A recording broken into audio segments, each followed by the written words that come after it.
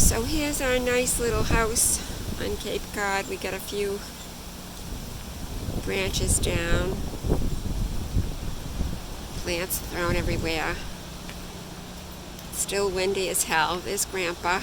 We just took a ride to see what was going on. Just have a look-see.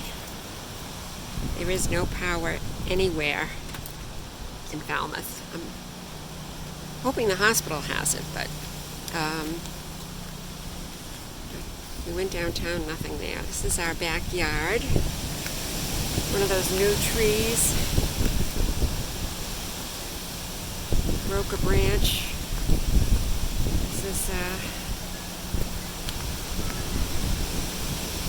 broken branch here. Yeah, so things are great here in the Cape. Hope you're all doing well.